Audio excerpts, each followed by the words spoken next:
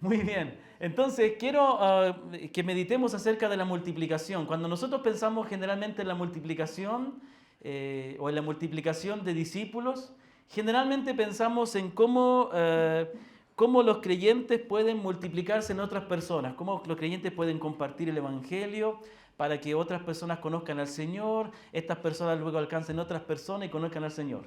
Eso está excelente. Sin embargo, hay un aspecto de la multiplicación que muchas veces pasamos por alto. Es que la multiplicación de los discípulos va de la mano con la multiplicación de iglesias. Y esto está muy conectado con lo que Nicolás y también Facundo nos enseñaron. Muchas veces vemos el evangelismo como simplemente, y le llamamos generalmente evangelismo personal porque vamos de persona a persona, pero a veces lo hacemos demasiado personal que sin darnos cuenta presentamos un evangelio individualista, donde lo único que le queremos hacer entender a la persona que ella pueda estar bien con Dios. Y así como la gente lo entiende, ellos ya conocen al Señor, son salvos también con Dios y bueno, siguen viviendo su vida como antes. Pero cuando nosotros vemos en la Escritura, vemos que la Escritura, la palabra de Dios dice que cuando el Evangelio es predicado, Dios salva personas y conforma iglesias. Como decía Nicolás, la única forma de cumplir la gran comisión es a través de la plantación de iglesias. Yo quiero que vayamos a dos textos de la Escritura que vamos a meditar, que nos dan un ejemplo de la multiplicación cómo la multiplicación de discípulos lleva a la multiplicación de iglesias. El primero es Hechos 11 del 19 al 26 y dice así: Ahora bien, los que habían sido esparcidos a causa de la persecución que sobrevino después de la muerte de Esteban, llegaron hasta Fenicia, Chipre y Antioquía, no hablando la palabra a nadie, sino solo a los judíos. Pero había algunos de ellos, hombres de Chipre y de Cirene, los cuales al llegar a Antioquía hablaban también a los griegos, predicando el evangelio del Señor Jesús. La mano del Señor estaba con ellos y gran número que creyó se convirtió al Señor. La noticia de esto llegó a oídos de la iglesia en Jerusalén y enviaron a Bernabé a Antioquía, el cual cuando vino y vio la gracia de Dios se regocijó y animaba a todos para que con corazón firme permanecieran fieles al Señor. Versículo 24, porque era un hombre bueno y lleno de Espíritu Santo y de fe, y una gran multitud fue agregada al Señor. Bernabé salió rumbo a Tarso para buscar a Saulo, y cuando lo encontró lo trajo a Antioquía, y se reunieron con la iglesia por todo un año y enseñaban a las multitudes, y a los discípulos se les llamó cristianos por primera vez en Antioquía. Amén. En el punto central de este texto de capítulo 11 es cómo el evangelio llega hasta la ciudad de Antioquía. Y vamos a ver que aquí se establece lo que se puede considerar la primera gran iglesia gentil del Nuevo Testamento. Los capítulos anteriores ya nos venían anticipando que el evangelio se extendía a los gentiles también, con la predicación de Felipe en Samaria, con la predicación de Cornelio, Felipe también el etíope, de Cornelio, Pedro cuando va a predicar a Cornelio. Pero es en este texto que yo consideré que era muy importante, porque de aquí vamos a ver que se forma esta gran iglesia de Antioquía, que era considerada una iglesia gentil, que fue muy importante en el libro de los Hechos. Lo que vamos a ver en este texto y después en otro nos va a enseñar mucho acerca de que la plantación de iglesias, como decía Nicolás Osorio, no tiene que ver con tener infraestructura física, con equipo de sonido, sino que tiene que ver con un entendimiento de lo que significa ser un discípulo de Cristo. Tiene que ver con un entendimiento de cuál es el propósito de la evangelización. ¿Qué es lo que Dios quiere lograr? ¿Me comprende? Lo que más necesitamos a la hora de plantar iglesias es un entendimiento correcto de lo que es la evangelización y un entendimiento correcto de lo que es la iglesia. Podemos ver primeramente que este texto comienza a decirnos, comienza este texto que leímos acerca de los creyentes que fueron esparcidos por causa de la persecución que vino por la muerte de Esteban. Por lo tanto, esto es como un paréntesis donde nos vuelve a algunos capítulos atrás, donde nos va a recordar lo que ocurrió después de la muerte de Esteban. Dice la palabra que después de la muerte de Esteban, Saulo comenzó a asolar la iglesia. ¿Y qué pasó? Conocemos la historia, ¿no? Los creyentes fueron esparcidos. Y nosotros siempre entendemos que esa fue la manera en que Dios les obligó a cumplir el mandato de ir hasta Judea, Samaria y hasta lo último de la tierra, ¿no es cierto? Y que los creyentes se habían resistido, habían estado cómodos ahí en Jerusalén. Pero aquí hay un aspecto muy importante que debemos considerar. Estamos hablando de personas, de creyentes, que tuvieron que dejar todo lo que tenían, sus trabajos, sus casas, sus familias quizás, familiares. Tuvieron que tomar a sus hijos, algunos quizás con hijos pequeños, y tuvieron que huir por sus vidas. Lo perdieron todo. ¿Me comprende? ¿Sabe? Esto es algo que nos debe impactar, porque nos enseña que estas personas que habían tenido que pasar por toda esta circunstancia estaban predicando el Evangelio. ¿No es algo maravilloso? ¿No nos sorprende esto? Aquí vemos que eran personas que no la estaban pasando bien. Nosotros hemos visto el problema de la migración, ¿no es cierto? Muchas personas han tenido que emigrar y la migración no es algo fácil. Toca ir a un país desconocido y comenzar de nuevo. Bueno, yo no he sido inmigrante, pero sé lo que es vivir en el extranjero, en una cultura desconocida y abrirse camino en esa cultura. Pero ellos, en vez de estar preocupados de su bienestar, ellos donde quiera que iba, dice aquí la Escritura, donde quiera que ellos iban, predicaban el Evangelio. Entonces, aquí ya nosotros resaltamos algo. En todas las circunstancias difíciles que ellos estaban pasando, estaban predicando el Evangelio. Voy a extenderla. No, todavía no. Muy bien. Ellos estaban predicando el Evangelio. Aquí dice que ellos predicaban el Evangelio de una manera específica. Nos va a decir primero que ellos predicaban el Evangelio solo a judíos, porque lo que nos quiere llevar el texto es a mostrarnos cómo algunos de ellos predicaron a gentiles también. Pero lo primero que notamos es que ellos predicaban el Evangelio. Ellos, ¿qué nos dice esto de ellos? Cuando nosotros vemos que la palabra nos dice que estas personas que estaban pasando todas esas circunstancias difíciles predicaban el Evangelio, nos habla del entendimiento que ellos tenían de ser discípulos de Cristo. Ellos habían entendido lo que el Señor les dijo cuando Él les dijo que debían ser sus testigos. Ellos estaban mostrando lealtad por Cristo, aún en las circunstancias más difíciles. Ellos aún en la persecución tenían claro que el reino de Dios era más importante que lo que estaban pasando, y entendiendo la soberanía, la providencia de Dios, entendieron que era la manera en que Dios los estaba llevando a cumplir esta gran comisión. Esto es lo que nosotros necesitamos hoy día como iglesia, hermanos. Necesitamos enseñarles a la gente de nuestra iglesia que somos llamados a negarnos a nosotros mismos para vivir para Cristo. Vivimos en una época donde el cristianismo se ha presentado, el Evangelio se ha presentado como una fe donde ya Cristo no es el centro, donde buscamos a Dios como un instrumento para nuestro bienestar o para conseguir nuestros propósitos. Y por eso tenemos tantos problemas en la iglesia. Y por eso tenemos un impacto tan débil en la sociedad, porque no estamos siendo testigos de Cristo. El Señor Jesucristo se negó a sí mismo para poder hacer la voluntad del Padre, para traernos salvación. El creyente es llamado a negarse. El creyente es llamado a considerar el reino de Dios como lo más importante. De modo que las iglesias que plantan iglesias son iglesias cuya convicción es que el reino de Dios tiene que avanzar, en que nosotros no somos lo más importante, es que lo más importante es la gloria de Dios, es que los propósitos de Dios se cumplan. Estos creyentes estaban viviendo el Evangelio. Estos creyentes estaban ahí en las penurias de dejar sus ciudades, sus casas, para ser testigos de Cristo. Y aquí hay algo sorprendente. Dice que, bueno, predicaron a judíos, pero dice que algunos quizás no entendían todavía que el Evangelio era para los gentiles, ¿no? Acordémonos que este texto nos lleva a algunos capítulos anteriores, antes de la predicación de Pedro a Cornelio, de modo que los creyentes todavía no tenían un entendimiento muy claro de que el Evangelio también era para los gentiles, de que los gentiles habían sido considerados también para el reino de Dios. Pero dice la palabra en versículo 20 que algunos hombres de Chipre y de Cirene al llegar a Antioquía hablaron también a los griegos. Ha habido mucho debate en los comentaristas si estos griegos se refiere a judíos helenistas, porque así se les nombra a judíos que hablaban griego en otras partes del libro de los Hechos. Pero sería contradictorio decir que algunos predicaban solo a judíos, pero otros predicaban entonces a judíos de habla griega. No tendría mucho sentido, ¿no?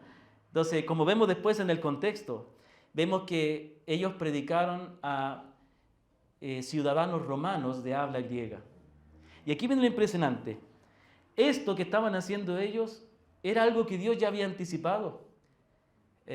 Nicolás nos predicó de la Gran Comisión, ¿no? ¿Y qué se dijo el Señor en la Gran Comisión? Que debemos ir y predicar el Evangelio a todas las naciones. Lo que pasa es que ellos pensaban, a todas las naciones, a los judíos que están en todas las naciones. No, el Señor siempre quiso, desde el llamamiento a Abraham, Dios revela, ¿no?, que Dios va a bendecir a todas las naciones de la tierra. Y este es el cumplimiento. Entonces, aquí viene algo interesante. Los creyentes tenían un entendimiento muy correcto de los planes redentores de Dios. Ellos entendían que Dios quería bendecir y traer a su reino gente de toda lengua, tribu, raza y nación. ¿Y cómo sabemos que ellos estaban bien con esto? Es que Dios respalda y bendice esta predicación. Dice la palabra del Señor en versículo 21, que la mano del Señor estaba con ellos y gran número que creyó se convirtió al Señor. Dios bendice la predicación del Evangelio cuando es hecha en su voluntad, cuando hay un entendimiento correcto del verdadero propósito. Hermanos, la iglesia necesita ser enseñada. Lo que más necesitamos para que nuestras iglesias sean iglesias que plantan, pero que planten iglesias sanas, es que sean iglesias que tengan un verdadero entendimiento del plan redentor de Dios.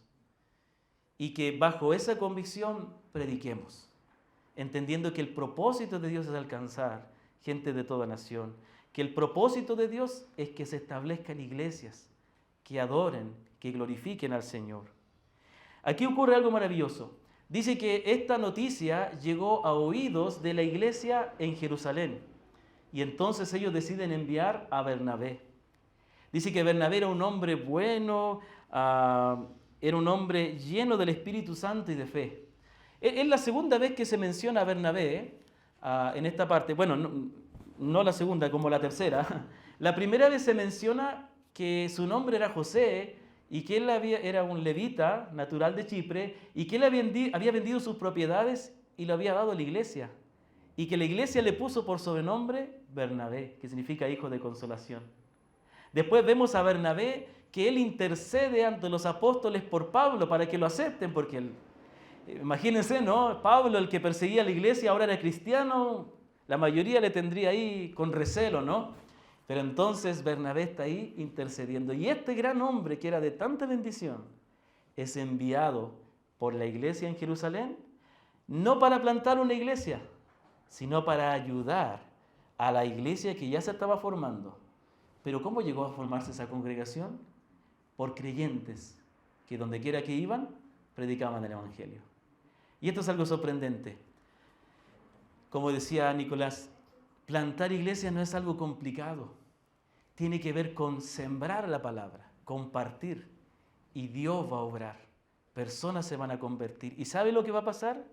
Cuando hay un correcto entendimiento del Evangelio, cuando el Evangelio es presentado correctamente, esas personas que se convierten van a querer estar juntas, van a querer estar con otros creyentes. Y ahí es donde la iglesia, los líderes de la iglesia, envían ayuda, como en el caso de Bernabé. Y él fortaleció, y después llama a Saulo y estuvieron 1 año predicando a la iglesia. ¿No es maravilloso esto? Aquí, ¿qué vemos en primer lugar? Podemos ver algunas enseñanzas importantes aquí. Los creyentes tenían un verdadero compromiso con el testimonio de Cristo. Ellos entendían que su labor era no por encima de su bienestar, por encima de su comodidad, por encima de su tranquilidad, ellos tenían que ser testigos de Cristo. Ellos tenían que mostrar a Cristo, ellos tenían que presentar a Cristo, ellos tenían que vivir a Cristo. Y al predicar el Evangelio, habiendo sido despojados de sus casas, ellos estaban siendo como Cristo. Estaban haciendo exactamente lo que el Señor hizo. Siendo despreciados, dejando todas las glorias celestiales. Y viniendo a ser despreciado por los hombres, Él nos trajo el Evangelio, nos trajo la salvación. La segunda verdad que podemos saber ahí es que donde el Evangelio se predica, se formaban comunidades de creyentes que se reunían y se ayudaban mutuamente para seguir a Cristo. Es como la definición que dio Nicolás. Una iglesia es una comunidad de creyentes que han hecho el firme compromiso de ayudarse mutuamente. Bueno, yo estoy diciendo mis propias palabras, ¿no? Esa es mi otra versión. Que se ayudan mutuamente para seguir a Cristo. Se edifican, se animan. El cristianismo no se vive solo. No se puede ser un discípulo sin la ayuda de otros. Y es por eso que necesitamos que hayan iglesias sanas, donde los creyentes realmente vivan esta vida en comunidad para seguir a Cristo. Producto de la predicación de estos hermanos, dice que cuando Bernabé fue, dice que animó a los creyentes. ¿Qué creyentes? Fue en la casa de uno, fue a la casa de otro y anduvo buscándolos por ahí. No, lo más probable es que estaban reunidos, que estaban juntos. La siguiente verdad es que las autoridades de la iglesia estuvieron listos para colaborar donde la obra de Dios se estaba realizando. Y esto es algo maravilloso, porque aquí vemos una forma de plantar iglesias. Vemos que, por un lado, tenemos que ser intencionales en trabajar en ciertos lugares con el propósito de plantar iglesias, pero también la obra, especialmente de los pastores, de los que estamos liderando, es apoyar muchas veces el trabajo que otros hermanos están haciendo. A veces no se trata tanto de lo que nosotros planeemos, sino de identificar dónde Dios ya está obrando y entonces ayudar. Hay hermanos que están compartiendo la palabra con otros. Hay hermanos que a lo mejor han comenzado estudios bíblicos con familiares. Entonces la iglesia está ahí, apoyando, y de ahí se puede formar una congregación. Y también nos enseña otra verdad que no está ahí, es que de manera natural Dios va a edificar su iglesia. Y nosotros tenemos que ser sensibles. ¿Qué ocurrió después? Bueno, ahí se predicó el Evangelio, ¿no? En Antioquía. ¿Qué ocurrió después? Y ahí nos saltamos al capítulo 13. El capítulo 13 del libro de los Hechos, versículo 1 al 3, nos dice, la iglesia que estaba en Antioquía, dice que en esa iglesia habían profetas y maestros, Bernabé, Simón, llamado Níger, Lucio de Cirene, Manaén, que se había criado con Herodes el tetrarca, y Saulo. Y mientras ministraban al Señor y ayunaban, el Espíritu Santo dijo, apártenme a Bernabé y a Saulo para la obra a la que los he llamado. Entonces, después de ayunar y orar y haber impuesto las manos sobre ellos, los enviaron. Aquí hay algo sorprendente. Estamos de acuerdo con que esta iglesia fue plantada por creyentes, ¿no es cierto? Dice que cuando fue la persecución, los discípulos, los apóstoles se quedaron en Jerusalén. Fueron los creyentes del pueblo, por así decirlo, los que salieron y predicaron la palabra. Y ahí envían a Bernabé. ¿Sabe que antes de avanzar con esto quiero recordar algo semejante sucede cuando se nos dice la palabra que Felipe predicó el Evangelio en Samaria? ¿Se acuerdan? Dice que mucha gente conoció al Señor. Y uno que aparentemente había conocido al Señor, un mago por ahí, pero dice que la iglesia de Jerusalén envió a Pedro y a Juan a ver a esos creyentes. Les impusieron las manos, recibieron el Espíritu, fueron bautizados, etc. Después de eso dice que Pedro fue a visitar algunas ciudades. ¿Qué ciudades? Ciudades donde los cristianos habían sido esparcidos. Y llegaron a la ciudad de Jope, Lida, Jope, y ahí en una de esas ciudades encuentran que había una congregación que lloraba la muerte de una hermana, Dorcas. ¿Cómo sería esa congregación para que hayan hermanas de la calidad de Dorcas? Era una congregación que había sido plantada por creyentes que predicaron la palabra. Tan sencillo. ¿Qué pasó con esta iglesia de Antioquía? Dice, no tenemos exactamente el tiempo que transcurrió desde el capítulo 11 hasta el capítulo 13, pero se dice ya en el capítulo 13 que esta iglesia había madurado a tal punto que tenía un buen grupo de maestros, hombres maduros, espirituales, capacitados, que instruían a la iglesia.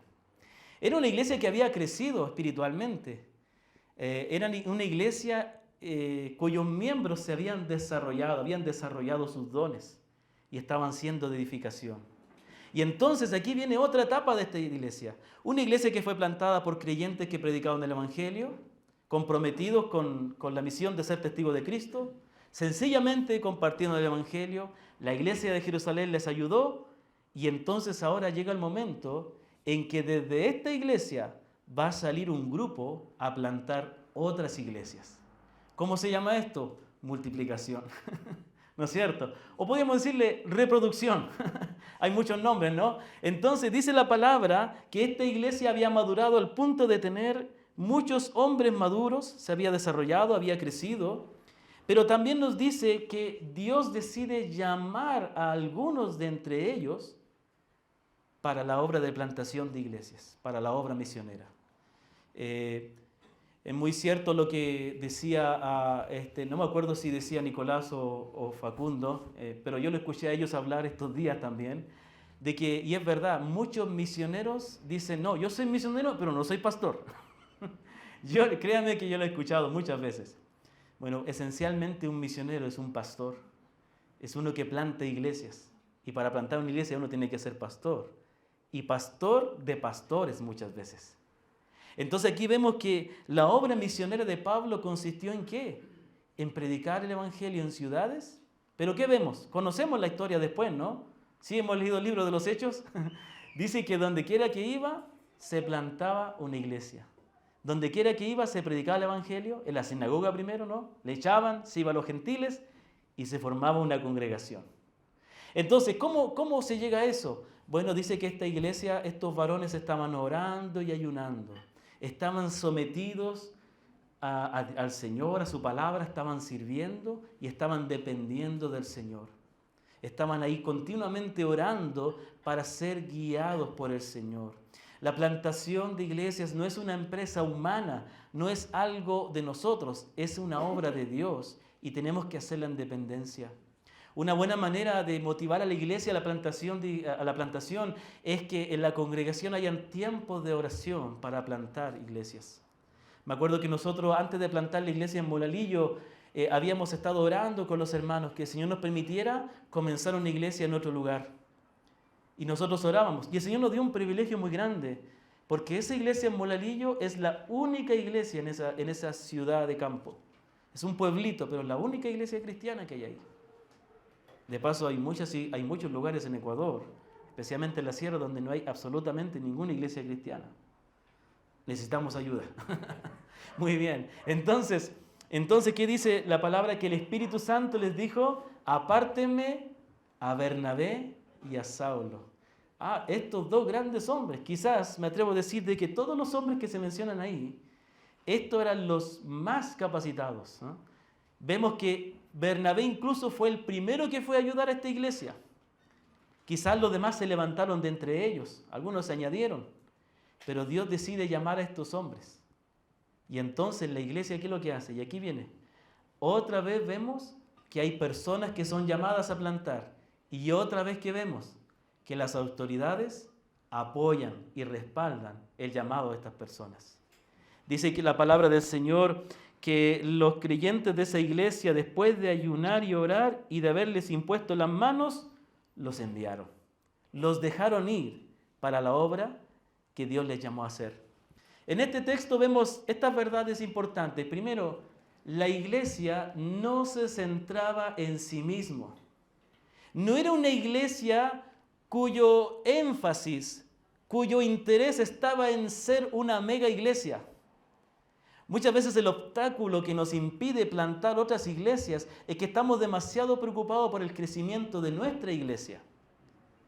Pero no necesariamente el crecimiento de una congregación es saludable. Muchas veces los crecimientos se dan por diversas razones, pero hay un crecimiento bueno, un crecimiento natural, un crecimiento sano, es cuando nosotros estamos dispuestos a dejar ir a algunos hermanos capacitados, preparados, ¿no?, con el respaldo de la iglesia, y quizás despojarnos de ellos y de la bendición de tenerles para que ellos planten una iglesia en otro lugar. Hermanos, yo estoy muy contento de que ustedes nos hayan invitado a dar esta conferencia, porque de alguna manera nos muestra que ustedes entienden la importancia de plantar iglesias, ¿sí? No, en este mundo, en esta época vivimos con esta cultura de las megas iglesias y los pastores exitosos, ¿no? Pero esto es mucho más sano, permite el desarrollo de otros líderes, que se levanten otros hermanos. También nos lleva a la humildad, porque dejamos de centrarnos en nosotros como congregación. Ya al plantar iglesias ya dejamos ir y no se nota tanto, ¿no?, nuestro éxito. Pero ahí vemos, en cambio, el éxito del plan de Dios. Entonces ellos tenían su mente puesta en la expansión del Evangelio a otros lugares, más que ellos engordar, más que ellos engordar en multiplicarse. En segundo lugar, la iglesia enviaba equipos misioneros a plantar iglesias. Teniendo este entendimiento de que la iglesia, de que el Evangelio debe expandirse, ellos estaban dispuestos a preparar personas para enviarlas. ¿Sabe? Algo muy bueno es que algunos de ustedes me contaron que están plantando iglesias. Bendito sea el Señor. Algo muy bueno es que desde que se planta la iglesia, enseñarle esta visión de plantar iglesias. Las cosas más importantes hay que enseñarlas desde el comienzo. ¿Ya? Y entonces ellos enviaban grupos. No cualquier persona, no enviaron ahí a los que estaban desocupados, sino que enviaron a Bernabé y a Saulo. Después sabemos que Saulo llegó a ser el gran apóstol Pablo, ¿no? Pero ¿quién fue el precursor de él? Bernabé. Bernabé también fue un excelente misionero, ¿no? Y se le llama apóstol en la Biblia, ¿no? Aunque no era de los 2 apóstoles, fue un hombre que llegó a ser muy importante. Y entonces la tercera verdad es que las iglesias respaldaban y apoyaban a los que Dios enviaba. Las iglesias les impuso las manos, mostrando la señal de que ellos aprobaban el llamado de Dios. Y esto es muy importante. Para esto la iglesia debe ser sensible. Para esto la iglesia debe estar dispuesta a negarse a sí mismo también como congregación.